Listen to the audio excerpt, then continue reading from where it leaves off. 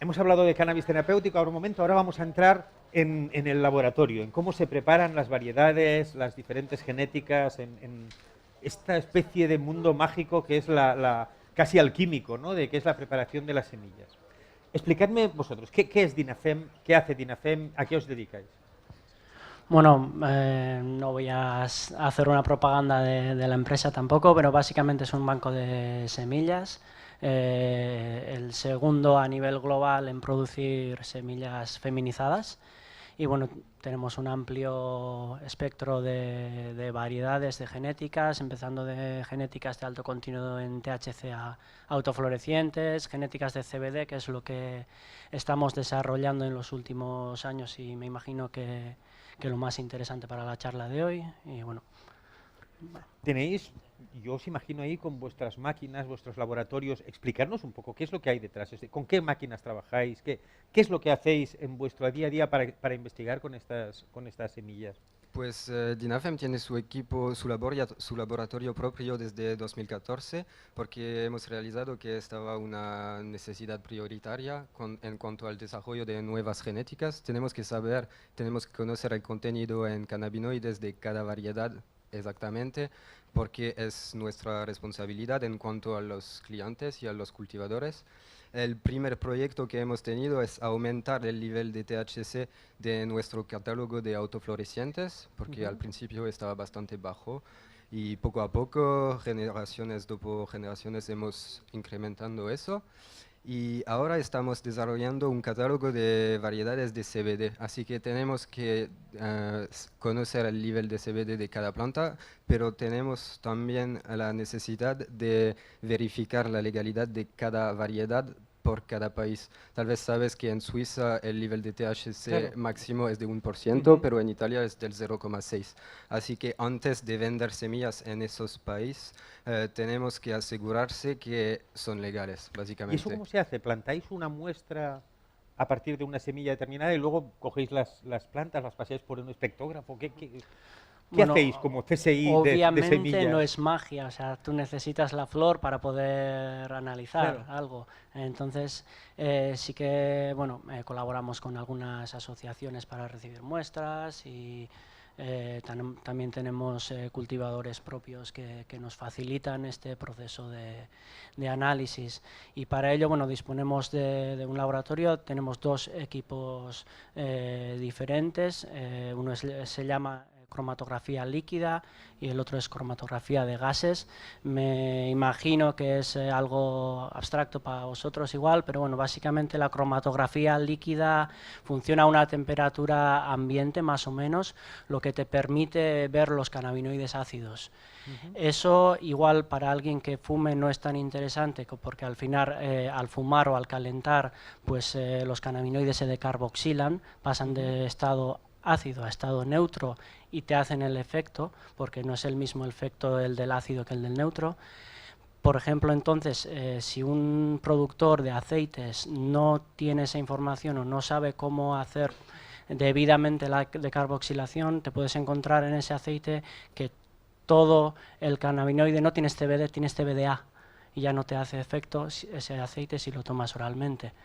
El Entonces, ese conocimiento, control de calidad se lleva a cabo con el cromatógrafo líquido. Por eso, cannabinoides analizamos de esa forma y terpenos, que ya son compuestos volátiles con por el otro. gases. Sí.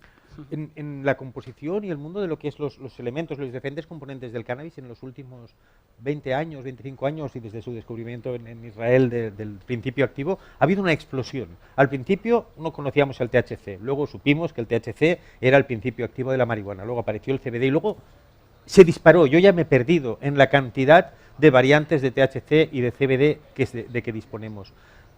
Pero lo que sabemos y los que estáis estudiando esto, os dais cuenta de que cada uno de estos componentes tiene matices muy importantes de cara al consumo y a su uso terapéutico y a su psicoactividad, ¿no? Es que hace poco había solo demanda para THC, porque es el compuesto psicoactivo Claro, principal y que la gente cuando compra cannabis por la calle quiere ser colocado, básicamente. claro. Si tú tienes que pagar 10 euros al grama, hay que ser colocado al final. Pero después, con las investigaciones medicinales, hemos encontrado el CBD, que tiene efectos medical, pero sin esa psicoactividad. Así que ahora mismo, con el tema de la legalidad, hay un montón de gente que quiere cultivar solo CBD, pero pensamos que hay que investigar más las propiedades terapéuticas del THC, por una parte, pero también del CBC, del CBDV, del CBDG, y del CBG y tal. Y como son también compuestos que son en concentraciones muy bajas en el cannabis, no se puede de verdad investigar si no haces breeding antes de investigar con Tienes que haber pacientes. estudiado, o sea, haber creado antes las semillas que te permitan Eso es, maximizar, eso supongo, es, estos componentes, sí. ¿no? Sí, básicamente tienes como 120 cannabinoides en la planta y más de 100... 120 Sí, cannabinoides estamos hablando de identificados, es una 120 barbaridad, cannabinoides y más de 100 terpenos también. O sea, en Claro. total de 200 y pico compuestos que actúan sinérgicamente. Obviamente muchos de ellos están en concentraciones muy, muy bajas que no te harán ningún efecto, pero En el libro la clásico, posibilidad existe. en el libro clásico de Antonio Escotado, su historia de las drogas, yo recuerdo que en un momento dado él hace una reflexión y dice, es raro que los diferentes tipos de marihuana que yo he probado tengan efectos tan cualitativamente diferentes si lo único que varía allí es el porcentaje de THC, que es la única cosa que en aquel momento se tenía en contemplación. Claro, ahora sabemos que no es solo los porcentajes individuales de cada uno de estos componentes, sino cómo se equilibran entre sí y en qué proporciones entre Y ellos las existen. interacciones que tienen en los receptores cannabinoides del sistema endocannabinoides y Claro. tal, y eso todavía falta investigaciones en ese sentido. Una pregunta, ¿el CBD hasta qué punto, es una sensación, pero que antes también ha salido un poco en la mesa anterior, hasta qué punto hay una moda o un boom del CBD publicitario, propagandístico y por comercio, y hasta qué punto realmente ahí hay... Porque mi sensación es que el CBD permite limpiar la conciencia de quien piensa que es posible un cannabis medicinal sin psicoactividad. Y yo creo que es como querer un cuchillo seguro que no corte. O es útil, o si es útil, corta. Y por tanto te puedes también hacer daño con él. ¿Cómo veis vosotros esa...? Sí, bueno, es una pregunta fácil de respuesta complicada, Bien. pero a ver, yo estoy de acuerdo contigo que ahora mismo tiene un hype enorme, o sea, está de moda, parece ser que es el medicamento a conseguir, o sea, cannabis pero sin efecto psicoactivo, pero Claro. no, o sea, es otro compuesto del cannabis con propiedades medicinales, pero tenemos otros 119 que se pueden y que hay que investigar estudiar y ahí. que hay que estudiar. Que algunos tendrán efectos psicoactivos o secundarios, seguramente, el CBD también los tiene. Hay que mirar los pros, los contras e intentar encontrar las medicinas apropiadas. Al final falta investigación. O sea, no es que esté todo hecho y hay que regular Claro. todo. No, hay que regular, claro que hay que Además, regular, por lo pero que me falta comentas, investigación. estaba pensando un poco como cuando se estudian las partículas subatómicas, que cada vez es más difícil estudiar las que te quedan, porque cada vez el coste para hacerlo es mayor, y un poco entiendo que, dado que ciertos de estos componentes serán cada vez en porcentajes más pequeños, por eso es más difícil esa investigación. Vosotros tenéis ahora proyectos internacionales, ¿cuáles los más, o sea, cuál es vuestra bandera ahora en cuanto a proyecto de investigación? Pues estamos siguiendo dos direcciones. Por una parte hay una necesidad de cannabis, digamos, medical, de CBD puro, con prácticamente nada de THC. También si no es posible ahora mismo tener plantas sin THC y con alto contenido de CBD.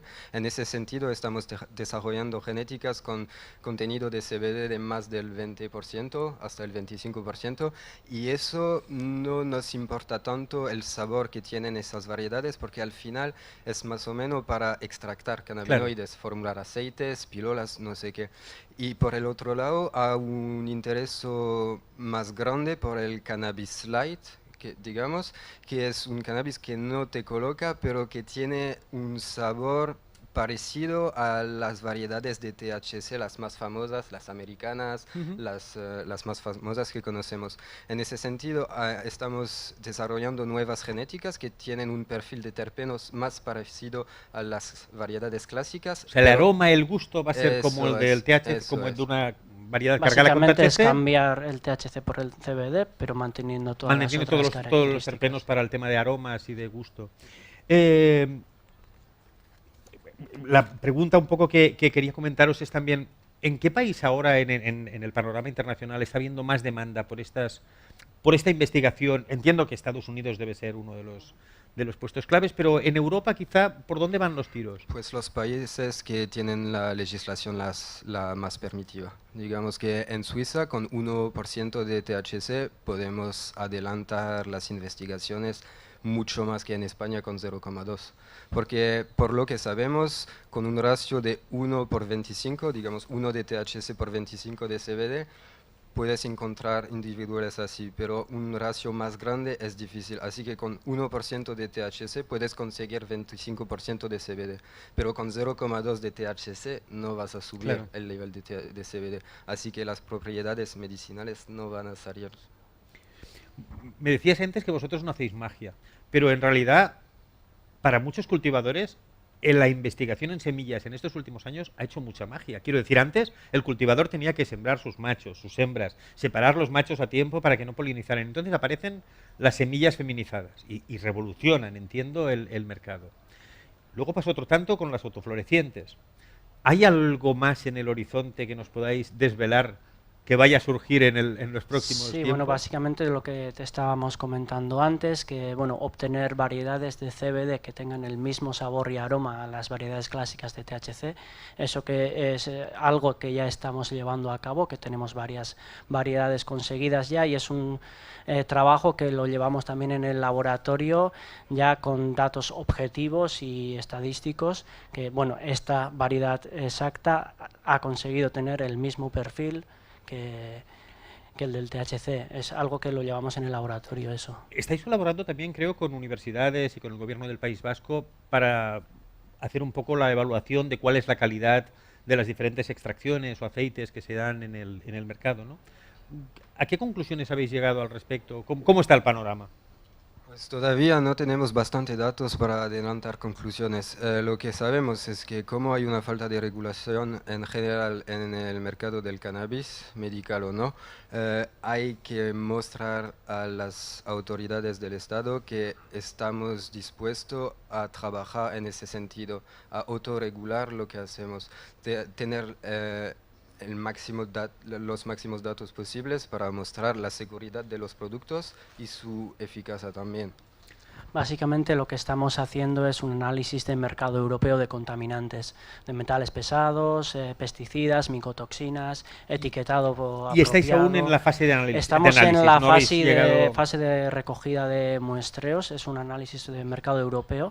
Básicamente el mercado legal en Europa es Italia y Suiza, y después a nivel local también estamos haciendo el mercado negro a través con la colaboración de iLacket, y vamos a hacer también los clubs. ¿Cuándo tendremos resultados? Porque Sí, será bueno, muy interesante, estamos entiendo que será una muestra. teniendo los primeros resultados, pero para finales de año esperamos publicar ya los resultados en una revista internacional científica. Esperamos ver cosas seguramente curiosas. Porque además es una muestra muy grande, ¿no? Con la que estáis Sí, trabajando. serán unas 150 o 200 muestras, mercado negro, mercado legal, exterior, interior. Sí que se van a ver diferencias, porque en exterior, si cultivas con una tierra que está contaminada, como puede ser en muchos sitios de Italia, pues te aparecen metales pesados en las plantas. Si tú cultivas un montón de hectáreas y necesitas tratar con pesticidas y echas pesticidas, esos pesticidas van a las plantas y después no puede ser un producto terapéutico si contiene metales pesados, pesticidas. Una, no queja, pero una inquietud que yo sé que muchas personas tienen cuando se habla de bancos de semillas, de estudios genéticos, de variedades nuevas, esto es, ¿cómo se llama? O sea, lo diré mañana. Es tratar con transgénicos, perdón, no me salía la palabra. Pero no es el caso, ¿no? ¿Cómo hacéis el miedo, la gente que tiene miedo a esos productos transgénicos, cómo lo tranquilizáis? ¿Cuál es la diferencia? Pues, por ejemplo, para bajar el nivel de THC de las plantas hay dos opciones. Puedes knockout, ¿cómo dices? Y bloquear. Bloquear la enzima que va a convertir el CBG en THC Así la planta nunca va a producir THC, eso es transgénica, ingeniería genética, y nosotros no hacemos eso. Y otra opción es de hacer generaciones de breeding cruzando plantas élite que no tienen THC para bajar el nivel en todo caso. Y eso es el modo que hemos elegido para hacerlo. Es decir, vuestro trabajo esencialmente entiendo que es vais cruzando variedades y en función del resultado de ese cruce, Sí, básicamente, analizáis y replanteáis. Campeones, cruzar los campeones y ir adelante así. O sea, para hacer eso necesitas una población grande de plantas, ir seleccionando con datos objetivos de laboratorio, porque al final, si tú le dices a alguien, bueno, huele estas 100 plantas y elígeme cuál es la mejor, la más cercana a esa, el análisis satura. O sea, entonces claro, el cromatógrafo te da datos objetivos que te aportan bueno, profesionalidad y ya exactitud y bueno. Porque además tú puedes hacer, entiendo, un cruce y ahí que no sea una variable estable, ¿no? ¿Cuántos cruces hacen falta para llegar a tener variedades que puedan ser homogéneas y que puedas llegar a distribuir? Pues depende. Por ejemplo, para las autoflorecientes sabemos que el geno es recesivo, así que no aparece en la primera generación. Claro. Hay que cruzar más, 2, 3, 4, 5 generaciones para estabilizar la población. Por otras características no falta cruzar tanto, pero depende de la característica que buscas. Normalmente 3 generaciones sí que lo mínimo necesitas para estabilizar una muestra.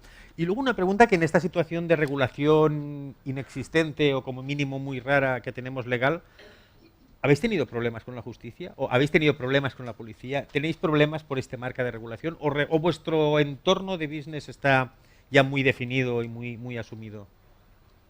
Nosotros en sí no tenemos ningún problema, porque al final, bueno, sí que tratamos con muestras, es verdad, pero bueno, también, bueno, por ejemplo, en Salud Pública del Gobierno Vasco están al tanto que claro, estamos tratando con muestras, colaborando con la universidad. Si alguien nos para, una policía, bueno, le podemos enseñarles algo, claro, pero es verdad que todo el proyecto de breeding que se hace, o sea, vender semillas es legal, pero ¿cómo consigues las semillas? Tienes que cultivar, y ese proceso sí que no es legal, no está criminalizado del todo igual, pero sí que ha habido problemas con cultivadores y productores de semillas. No te puedes dormir en la tranquilidad. No, ya ha habido problemas, sí. Vamos a abrir un turno de preguntas, si os parece.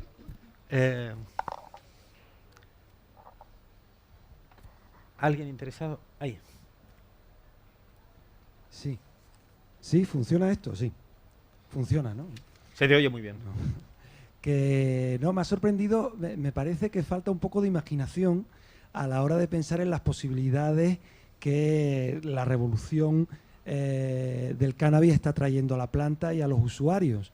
Yo creo que ahora la posibilidad de un reconocimiento legal a lo terapéutico está como determinando los pasos a seguir. Entonces os pregunta Jordi, lo de las variedades de las semillas ha sido una revolución, ahora ¿qué nos queda por ver? Y ahí respondéis de pronto, pues bueno, que estáis aplicados a buscar variedades que reproduzcan sin THC el sabor de las que tienen THC, y yo creo un poco, bueno, como formo parte también del sector, veo que realmente estamos acostumbrados a que la marihuana sea una cosa y van a ser muchas cosas. A poco que experimentes con alguno de los cannabinoides, te das cuenta que no solo hay que perseguir una posibilidad terapéutica. Es decir, toda la gran revolución de las variedades ha sido producto de la búsqueda de un mayor placer. Luego, con la introducción del reconocimiento legal a lo terapéutico, se busca que cumplan una función terapéutica. Pero vosotros, como probables aficionados al cannabis que podáis ser recreativos, ¿no veis más allá lo que va a venir? Porque yo estoy convencido que dentro de 10 años un usuario normal va a poder elegir plantas que tengan más THC. O luego probé el cannabinoide antagónico este de THCV y era increíble, o sea, te despejaba mentalmente. Entonces yo creo que realmente hay una gran promesa de placer en toda esta revolución, y que ahora yo creo que los bancos de semillas y en general el sector está como muy orientado hacia lo terapéutico, y creo que es un poco miope esa actitud, ¿no? Entonces, os vuelvo a hacer la pregunta que os ha hecho Jordi.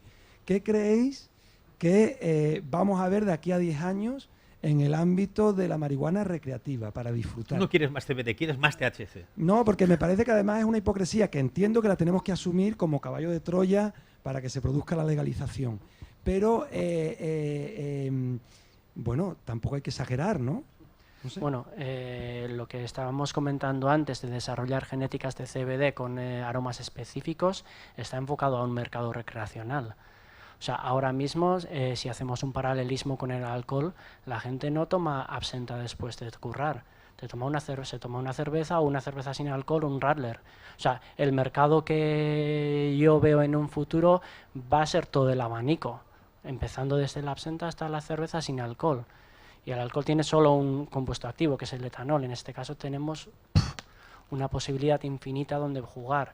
O sea, también vendrá la ola del CBDV, la ola del CBG, CBC, con distintos aromas, nuevos aromas para variedades de THC. O sea, el espectro es muy amplio y hay un montón de cosas por hacer. No sé si te he respondido en ese. Sí. Puedes imaginar también un cannabis hecho a medida. Digamos que tú te gusta el THC y el THCV y el limoneno y el mirceno. Vale, pues mira en el catálogo y buscas las variedades que tienen esas características y nada más. Y así tienes un espectro amplio de todas las posibilidades con cannabinoides y terpenos. También los flavonoides y tal, pero todavía no estamos aquí. Y saber el efecto que va a tener vía estudios, digamos, medicinales, también te aporta información al mercado recreacional. O sea, si sabes que el limoné no te va a producir euforia, bueno, al final es tener esa información. ¿Qué quieres conseguir? Vale, quiero este efecto con este aroma, con tal, o sea, a la carta. O sea, básicamente, como vas ahora a una cervecera artesanal y tienes un montón de, bueno, pues igual. ¿Y estas variantes tan sofisticadas se cultivan igual? Es decir, yo cojo una variante de estas que me decís que esto tiene un 28, un 23, un 5, la planto y si no la tendré que cuidar con especial mimo para que se acerque a vuestros valores, entiendo. O sea, un cultivo más casero no llegará a esos límites que vosotros fijáis, supongo. Es que nosotros estamos desarrollando genéticas, así que lo que tenemos que saber es que las semillas que vendemos son las que digamos que están... Tienen el potencial. Eso es. Después, el modo de cultivo, pues hay que estudiarlo para cada variedad, Claro. pero tampoco estamos enfocados en ese sentido. Nosotros tenemos nuestro método de cultivo propio, pero cada cultivador tiene su método de cultivo y tiene que adaptarlo a cada variedad. Eso es un proyecto muy que no es adelantado, pero que podría ser para cada variedad tener el régimen específico Claro. de nutrientes de esa marca o esa marca Para que diera lo máximo. para maximizar la potencia. ¿Alguien más? Ahí al fondo.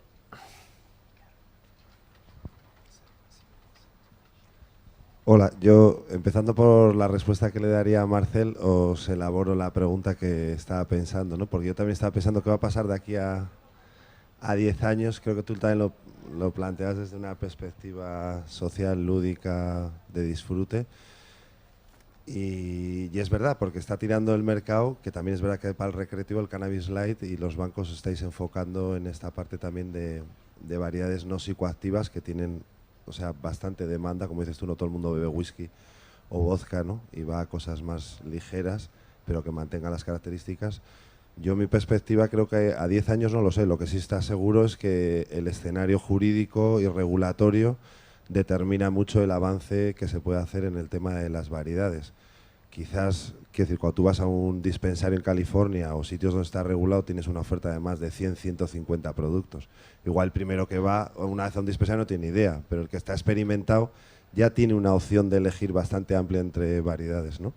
Pero quizás sí veo más que a 10, lo veo igual más a 20 o 25, el tema de denominación de origen y el tema de opción de biodiversidad en la elección de lo que estamos consumiendo en espacios donde se pueda desarrollar la cannabicultura, igual que se hace con el vino, ¿no? Y veo que de aquí a 10 años la tendencia con el cannabis, o lo que estamos viendo en Estados Unidos, que va un poco también hacia la cultura del consumo de vino, ¿no? Y saber qué perspectiva de adaptación puede tener las variedades de Dinafen a denominaciones de origen, ¿no? Gracias.